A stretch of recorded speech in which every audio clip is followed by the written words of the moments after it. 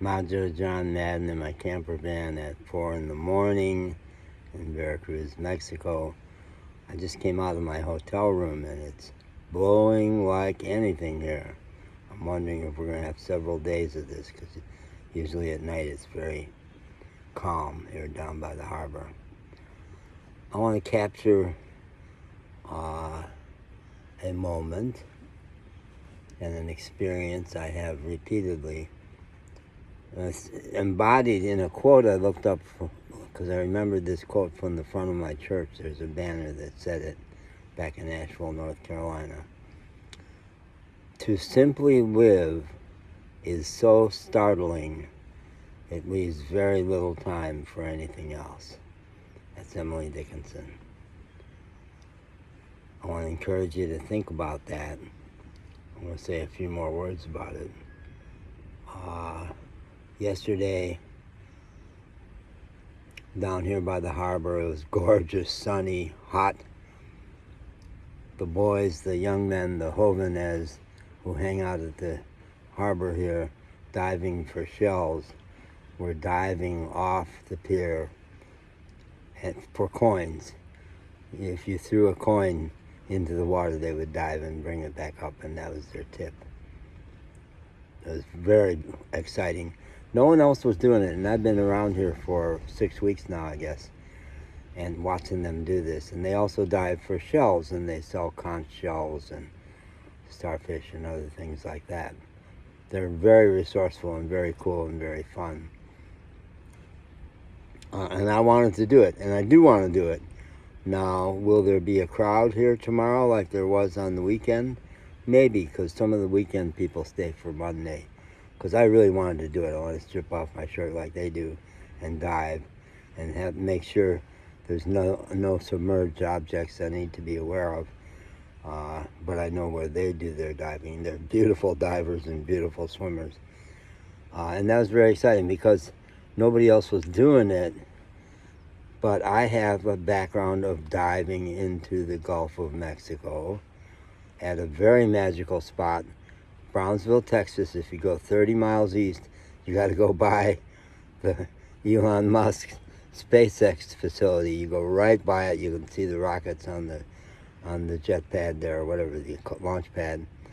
And at Boca Chica Beach, the Little Mouth, the Little Mouth is the mouth of the Rio Grande River, emptying into the Gulf of Mexico, the border between the U.S. and Mexico. And there's about a 30-foot stretch of the Rio Grande River that if you swim across, and it's not hard to do, and I did it several times, you can pull yourself up on the Mexico side and visit with the Mexicans, who are, I think they call it Baghdad Beach on the Mexican side. And it's a beautiful beach that has a sandbar that goes way out. And the Mexican fishermen walk out on that sandbar back. They're standing across from Texas instead of Mexico. Nobody's enforcing that. There's no border crossing there. Further up the river, I understand there are patrol boats and watchtowers. And driving back in to Brownsville, they check to see if you've got any immigrants in your car. But it's a beautiful, magical spot. And the Rio Grande River carves out a deep spot right along the shore there. So usually in the beach you can't really dive because it goes shallow a long ways. But there you can dive in and it's deep. And I really got into doing that and did it a bunch of times. So that made me want to do it with these guys. And I will. And I'm in no hurry to leave Veracruz because I love it so much. So I'll be back around here a lot. And I just spent the night in the hotel. I had problems with an up-and-coming front-end manager who got me thrown out of the hotel because I had stayed there once, but I kept using the lobby to use the Wi-Fi and stuff. And I was good friends with the general manager and all kinds of staff. But this young woman, I don't know, she was flexing her muscles and got me removed. So I went back in. I spent way too much money out of my budget, 1,300 pesos. You can get hotels a lot cheaper down here. But I wanted to repair my relationship with them, and I did that.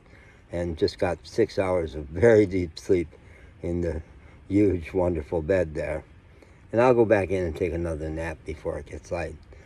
But I had promised a friend that we could have a video call after my evening's activities, which included a friend of mine sings in the restaurant there, and I was there and I danced my little heart out. Yeah, so it had been, by the time I got to my hotel room to call my friend in Tijuana, which is several hours north of here, I was beat. And that's on a regular basis. I turn in early, beat, not necessarily because I walked a long distance, which sometimes is true, but just because life has been so exciting. I show up so fully for life that I'm beat. I'm worn out. I'm not sad. I'm not depressed. I'm just tired. So I had to send her a message saying, hey, if you're really looking forward to calling me, call me.